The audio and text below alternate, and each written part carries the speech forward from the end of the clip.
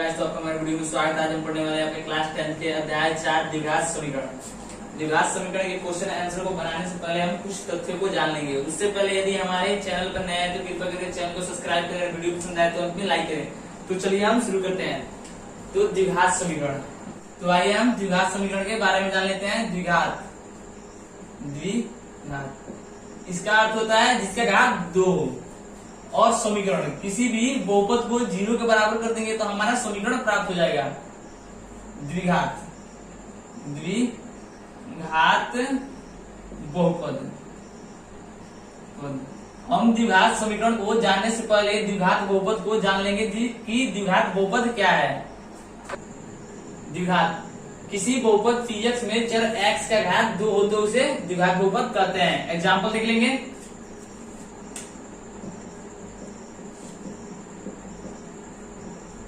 px 2x square plus 5x plus 3, यह एक द्विघात बहुपद है क्योंकि इसमें जो चर है x है, इसका अधिकतम घात कितना है? 2 है, इसलिए ये द्विघात बहुपद है। एक और एग्जांपल देख लेते हैं। 3x square plus 6x plus 2, ये भी द्विघात बहुपद है क्योंकि इसमें जो अधिकतम घात है चर का वो हमारा 2 है, मतलब जिसका घात 2 होगा वो द्विघात बहुपद होगा। और इसका जो व्यापक रूप होता है, व्यापक रूप, द्विघात बहुपद का व्यापक रूप होता है वो है ax square plus bx plus c, जहां a नॉट इक्वल टू 0, मतलब a 0 के बराबर नहीं होगा। और a, b, c वास्तविक संख्या है। a नॉट इक्वल टू 0, यदि हमारा a जो है वो 0 के बराबर यदि हो जाए, मान ले a 0 के बराबर हो जाए, तो हम अपने पहले समीकरण को ले लेते हैं। 2x square plus 5x plus 3, इसमें जो है a के स्थान पे 2 है तो यहाँ पे 0 ले लेंगे। तो 0x square into 0 into x square plus 5x plus 3, तो ये हमारा हो जाएगा 5x प्लस 3। तो ये रैखिक समीकरण हो जाएगा, इसलिए हम a नॉट इक्वल टू 0 बन करा। हम जानेंगे द्विघात समीकरण। हमने द्विघात बहुपद के बारे में जान लिया, अब हम द्विघात समीकरण जानेंगे। जब किसी द्विघात बहुपद को शून्य के से समाकृत यानी कि बराबर करते हैं तो हमें द्विघात समीकरण प्राप्त होता है। और द्विघात बहुपद का जो व्यापक रूप था वो क्या था? ax square plus bx plus c, ये द्विघात बहुपद का व्यापक रूप था। और इसे हम जब 0 के बराबर कर देंगे यानी कि समाकृत कर देंगे यानी बराबर, तो हमें द्विघात समीकरण का व्यापक रूप है जो प्राप्त हो जाएगा। और इसमें भी a नॉट इक्वल टू 0। तो आइए कुछ एग्जाम्पल देख लेते हैं। मान लीजिए 3x square plus 2x plus 5 बराबर 0, ये द्विघात समीकरण है। यदि हम यहाँ से 0 हटा देते तो हमारा ये द्विघात बहुपद हो जाएगा, और 0 लगा देंगे तो ये द्विघात समीकरण हो जाएगा। और एक example 5x square plus 3x plus 7 बराबर 0, तो ये हमारा द्विघात समीकरण हो गया। बंद करिए बाबू। अब हम द्विघात समीकरण के हल को समझ लेंगे। चर x के वे मान जो द्विघात समीकरण ax square plus bx plus c बराबर 0 को संतुष्ट करते हैं, उन्हें द्विघात समीकरण के हल करते हैं। उसके लिए मैंने एक एग्जाम्पल को लिया है, लेकिन उससे पहले कुछ बातों को लिख देते हैं नोट। द्विघात समीकरण के 2 मान होते हैं, ये हमारा मेन पॉइंट है। द्विघात समीकरण के 2 मान होते हैं। यदि समीकरण त्रिघात होता तो उसके 3 मान होते हैं, यदि रैखिक समीकरण होता तो उसके 1 मान होंगे। यानी कि द्विघात समीकरण के 2 होंगे, रैखिक समीकरण के 3 होंगे, और रैखिक समीकरण के 1 होंगे, और त्रिघात समीकरण के 3 होंगे। तो द्विघात समीकरण के हमेशा 2 मान होंगे किसी भी समीकरण को लेके हल करें तो। आइए हम इस समीकरण को हल करते हैं ताकि हम द्विघात समीकरण के हलों को समझ पाए। तो ये हो गया। पहले हम क्या करते हैं, इससे इसमें गुणा कर लेते हैं तो हमारा 6 आएगा। अब जो ये -5x है, इसे जोड़े या घटाए तो -5x आए और गुणा करे तो हमारा 6 आए। तो क्या लिख लेंगे इसे माइनस, तो हम इसे कैसे जोड़ेंगे, तो इसे लिख लेंगे -3x और -2x। इसको जोड़ेंगे माइनस माइनस तो माइनस माइनस, तो -5x 5x हो जाएगा और इसमें इससे गुणा करेंगे तो हमारा 6 आ जाएगा। तो लिख लेंगे 2x² -3x -2x प्लस 3 बराबर 0। तो इसे हल करेंगे तो इन दोनों में से हम क्या कॉमन ले सकते हैं, x कॉमन ले सकते हैं। तो ये हो जाएगा 2x -3। अब हम इन दोनों में से क्या कॉमन ले सकते हैं, तो -1।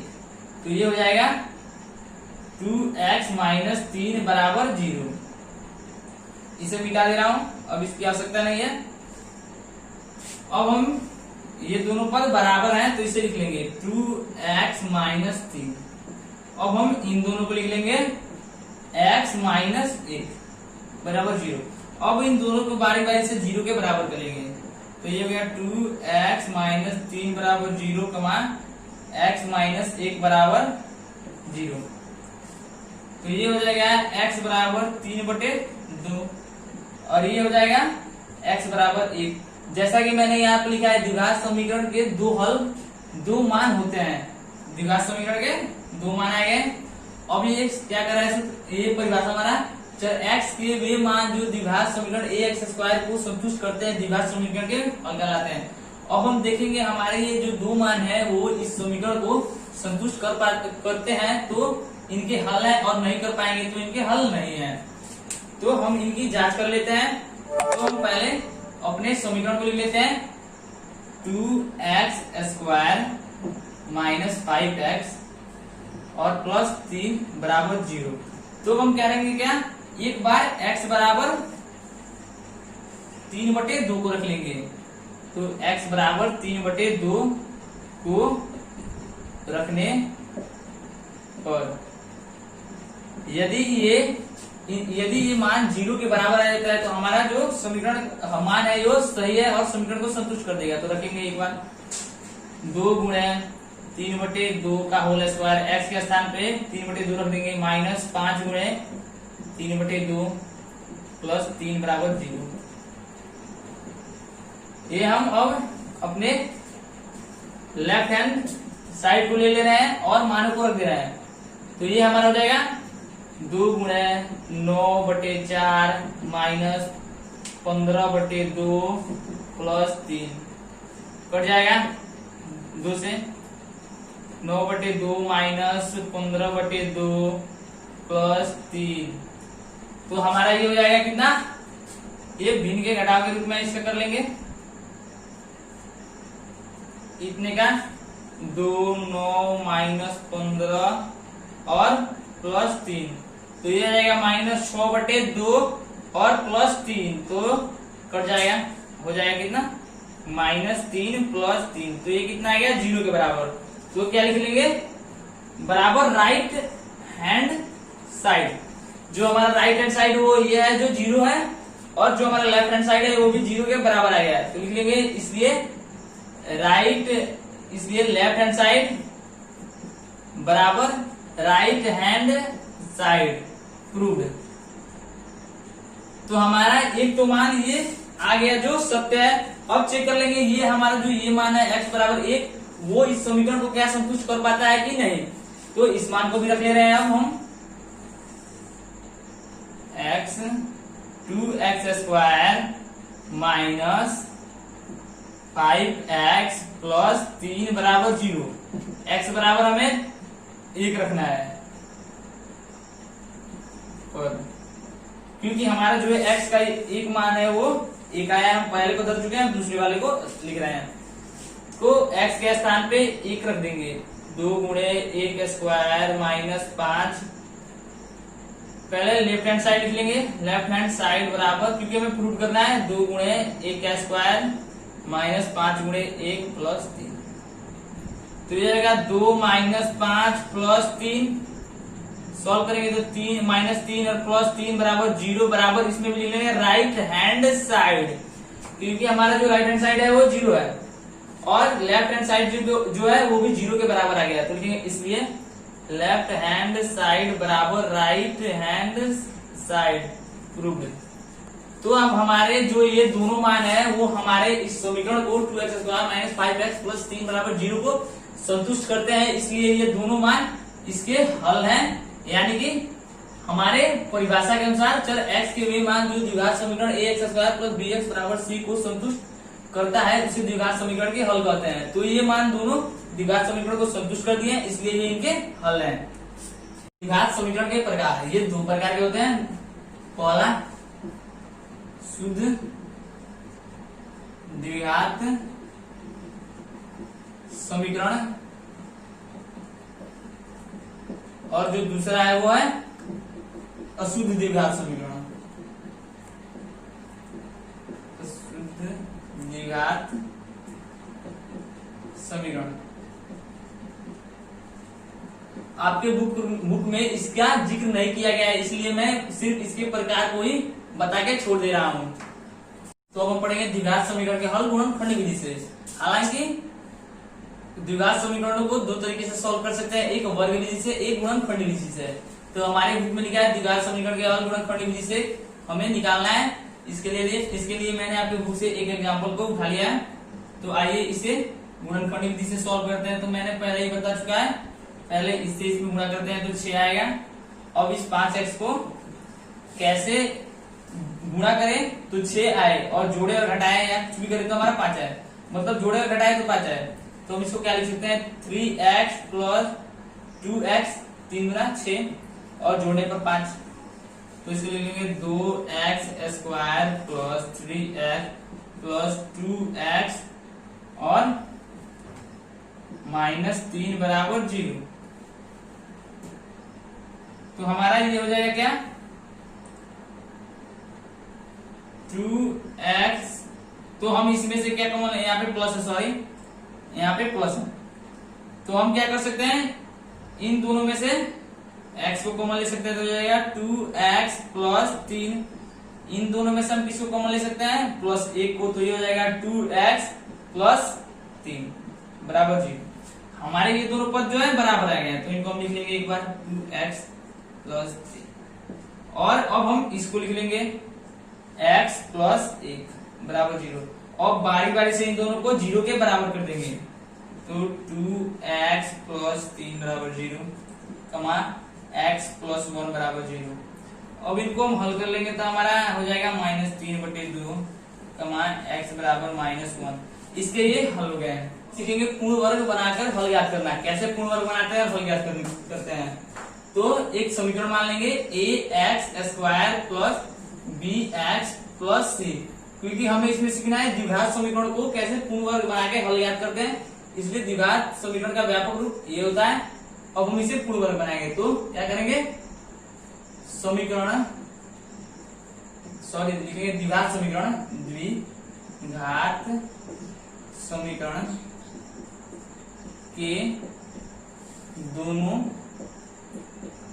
पदों, दोनों पक्षों या पदों दोनों पक्षों में a से भाग देने पर, हम इसमें a से भाग इसलिए दे रहे हैं क्योंकि यहाँ पे जो भी अंक आए हम उसी से दोनों पद में भाग देंगे। यदि यहाँ पे 2 आता तो हम दोनों पद में 2 से भाग देते, 3 आता है यहाँ पे तो 3 से दोनों पद में भाग देते हैं, हम इसे a से भाग देंगे प्लस bx/a प्लस c बराबर 0/c/a 0/a। हम करते हैं क्या पूर्ण वर्ग बनाने के लिए पहले तो पहला प्रोसेस में इस पहले अंक को कटा लेते हैं तो हमारा बच जाएगा, और यहाँ पे कोई भी अंक हो तो हम उसे जरूर कटा लेंगे x प्लस बराबर 0। अब हम करेंगे क्या इसमें जो x का गुणांक है x का गुणांक, तो x का गुणांक है b/a का आधा। तो किसी भी संख्या को हम आधा करने के लिए पहले क्या करते हैं, उसमें 2 से भाग दे देते हैं। तो कुछ नहीं तो बटे 1 है, गुणा के रूप में, भाग के रूप में, गुणा के रूप में बदलेगा तो ऊपर का नीचे, ये ऊपर चला जाएगा, ये नीचे आ जाएगा, तो हो जाएगा b/2a। तो यहाँ पे लिख लेंगे b/2a का वर्ग। तो वर्ग करने के लिए स्क्वायर चढ़ा देंगे दोनों पे, का वर्ग दोनों पक्षों में जोड़ने पर। हम हरदम ही इसी प्रोसेस को फॉलो करेंगे। तो x के गुणांक का आधा, यहाँ पे कोई भी समीकरण आता है तो उसमें x के गुणांक को ही लेते हैं, का आधा b/a का वर्ग, b/a का आधा का वर्ग b/2a का होल स्क्वायर दोनों पक्षों में जोड़ने पर। तो ये हो जाएगा हमारा x² प्लस b/a x और प्लस सुविधा के लिए हम जो ये मान है उसे यहीं पे जोड़ लेंगे, b/2a का होल स्क्वायर, और जो हमारा ये मान है उसे इन सबको ब्रैकेट में लिख लेंगे और इसे बाहर लिख लेंगे और बराबर 0। हम और यहाँ पे जाएगा b/2a का होल स्क्वायर। तो हम इसे इसलिए यहाँ पे लिखे हैं ताकि हम इसे a प्लस b के होल स्क्वायर के रूप में लिख सकें, x प्लस b/2a का होल स्क्वायर, और बराबर इसको तोड़ लेते हैं b² बटे 4a² और माइनस c/a आ जाएगा। हम इसे इसलिए ऐसे लिखे हैं क्योंकि हम जानते हैं क्या होता है, a² plus 2ab plus b² बराबर हमारा क्या होता है, a प्लस b का होल स्क्वायर। सेम उसी तरह का ये है, इसलिए इसे x प्लस b के होल स्क्वायर को के रूप में लिख देना है। अब हम करेंगे क्या, इसका जो है इसका हम भिन्न का घटाव करेंगे। तो हम इसका भिन्न का घटाव करेंगे तो हो जाएगा x प्लस b/2a का होल स्क्वायर बराबर 4a² और माइनस a का लॉस हो जाएगा 4a²। और जब हम इसे सॉल्व करेंगे तो हमारा क्या होगा, b² माइनस 4ac, हमारा ये आ गया b² माइनस 4ac। इसे यहां पे लिख दे रहा हूं,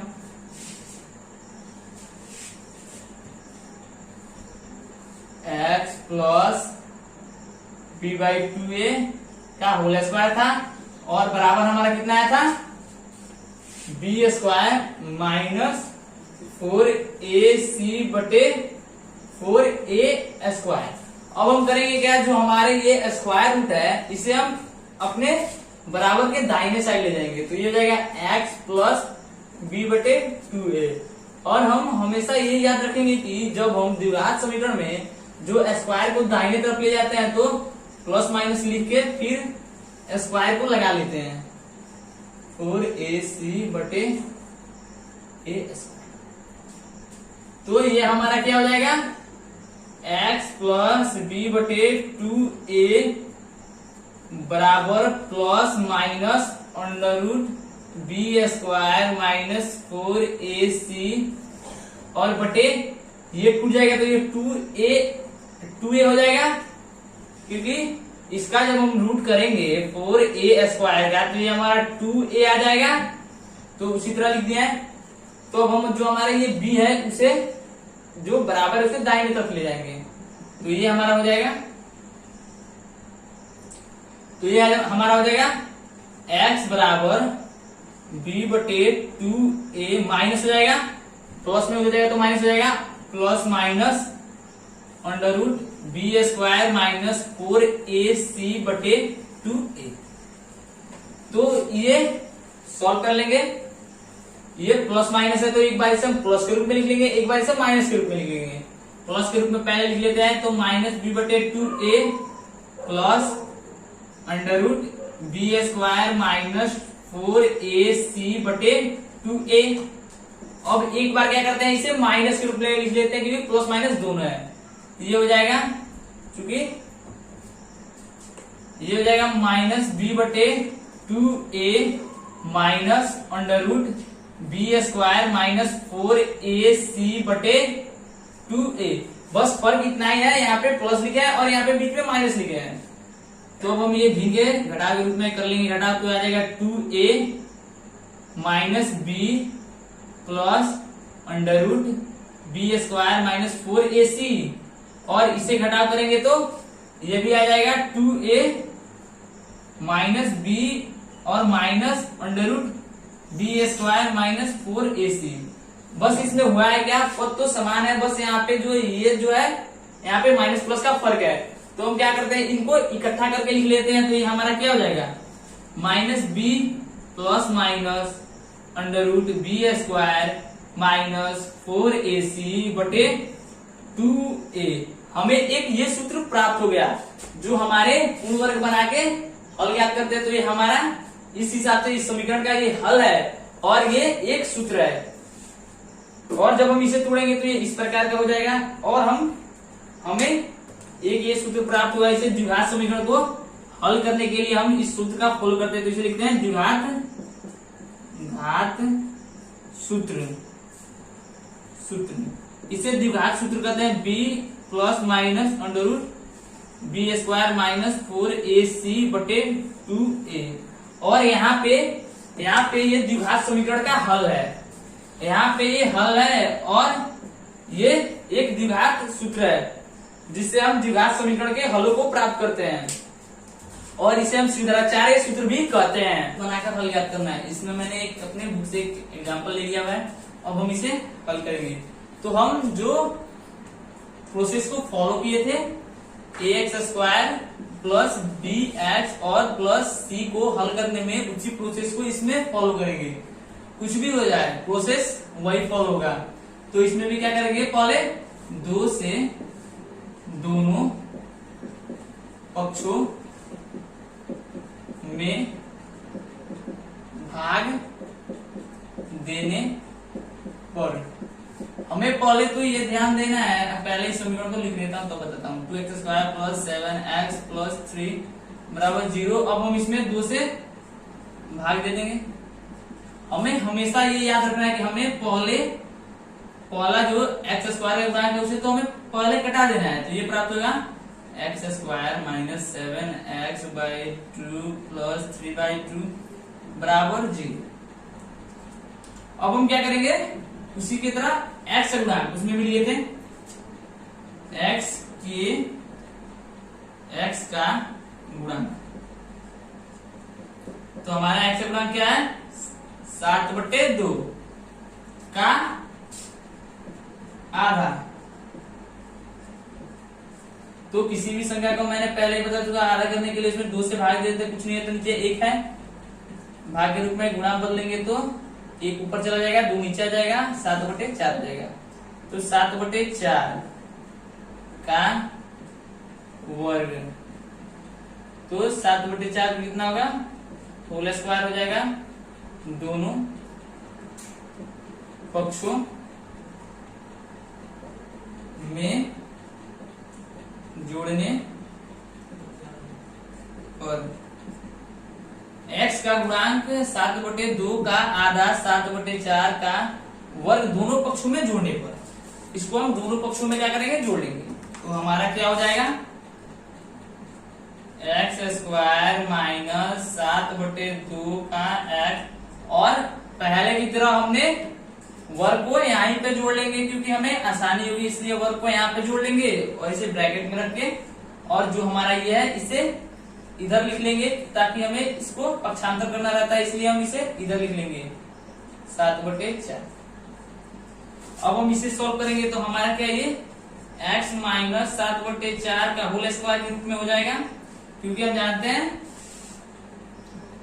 a² minus 2ab minus b plus b² बराबर क्या होता है, a माइनस b का होल स्क्वायर।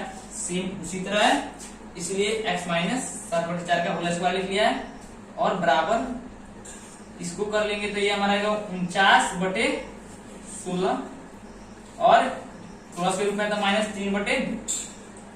अब हम क्या करेंगे, इसे सॉल्व कर लेंगे। तो मैं इसे इधर सॉल्व कर दे रहा हूं। तो हमारा क्या हो जाएगा, ये x बराबर x माइनस 7/4 का होल स्क्वायर था, और बराबर में क्या था 49/16 माइनस 2/3/2। तो अब हम करेंगे क्या, ये भिन्न के घटाव के रूप में, इसलिए इसका हम भिन्न का घटाव कर लेंगे। तो जब हम इसका भिन्न का घटाव करेंगे तो हमारा क्या होगा, 16 और 2 का लॉस कितना हो जाएगा, 2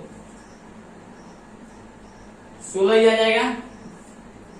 तो ये हो जाएगा 49 माइनस 24। तो ये जाएगा x माइनस 7/4 का होल स्क्वायर बराबर 25/16। तो हम क्या करेंगे, स्क्वायर रूट को दाहिने तरफ बराबर के दाहिने तरफ ले जाएंगे।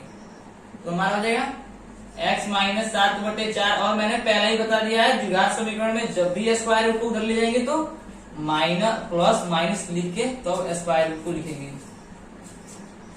तो हमारा ये क्या हो जाएगा,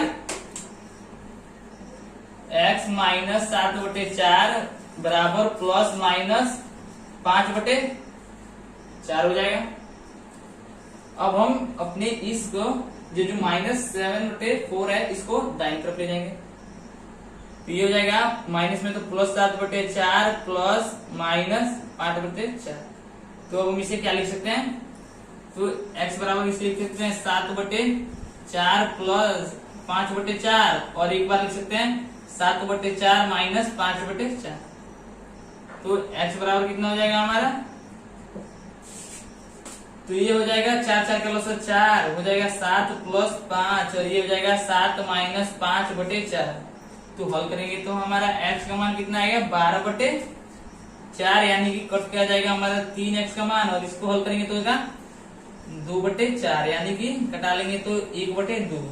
तो इस प्रकार हमारा जो x का मान है वो आ गया है, एक मान आ गया है 3, और एक मान कितना है 1/2 हमारा आंसर हो गया। इसी तरह हम पूर्ण वर्ग की विधि से हमेशा इसी प्रोसेस को फॉलो करके सारे द्विघात समीकरण को सॉल्व करते हैं। अब हम द्विघात समीकरण के मूलों की प्रकृति को जान लेंगे। तो हमें द्विघात समीकरण का हमारा व्यापक रूप होता है ax² plus bx plus c बराबर 0, और जहाँ a not equal to 0।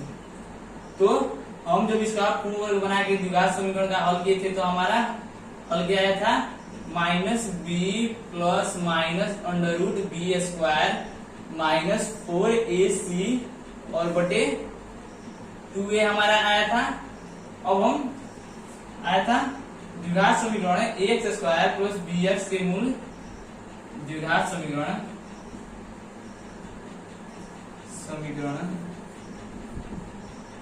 ax² plus bx plus c बराबर 0 के मूल, यानी कि हल अल्फा व बीटा हो। तो क्योंकि द्विघात समीकरण के मैंने बता चुका है कि दो हल होते हैं जिन्हें हम अल्फा और बीटा मान लेंगे। तो मूल क्या होगा, अल्फा बराबर हो जाएगा माइनस बी, प्लस माइनस है तो एक बार प्लस वाले को लिख लेते हैं, under root b² minus 4ac by 2a, और एक बार बीटा वाले के स्थान पे माइनस वाले को लिख देते हैं, minus B minus under root b² minus 4ac बटे 2a। तो हमारे अल्फा और बीटा के ये मान गए, और अल्फा बीटा के जो मान होते हैं, अल्फा व बीटा के मान b² माइनस 4ac पर निर्भर करते हैं। जो अल्फा और बीटा के मान होते हैं वो b² माइनस 4ac दोनों में दिया गया है, उसी पर निर्भर करते हैं।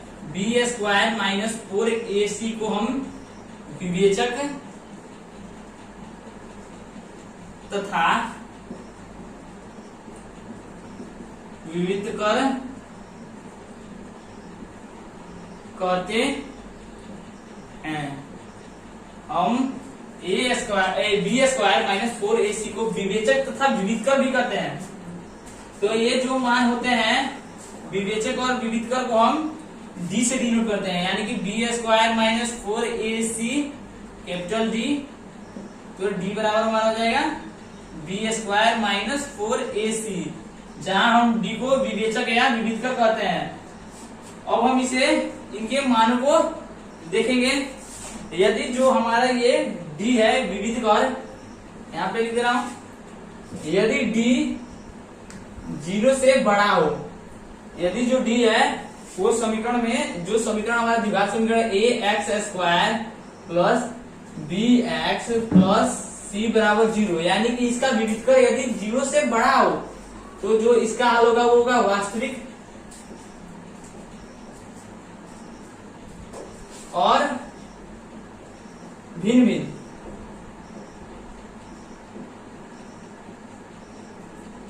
यानी कि जो हमारा ये है, यदि डी हमारा इसका इस समीकरण का जो विविधकर होता है यो डी यदि 0 से बड़ा हो तो हमारा जो हल होगा वो वास्तविक और भिन्न भिन्न होगा। यदि हमारा डी, पहला ये हो गया पहला कंडीशन, ये दूसरे कंडीशन में यदि जो डी है वो 0 के बराबर हो, यानी कि समीकरण का विविधकर 0 के बराबर हो तो उसका मान होगा वास्तविक और समान। यदि हमारा इस समीकरण का द्विघात समीकरण विविधकर 0 के बराबर हो तो उसका मान होगा वास्तविक और समान। यदि जो हमारा जो द्विघात तीसरा कंडीशन में डी छोटा हो 0 से, यानी कि डी छोटा हो 0, डी जो छोटा है 0 से, तो इस कंडीशन में कोई हल नहीं होगा। इस कंडीशन में हमारे जो समीकरण है उसका कोई भी हल नहीं होगा। हमें इस प्रोसेस को याद करना है, हमेशा इसे याद रखना है।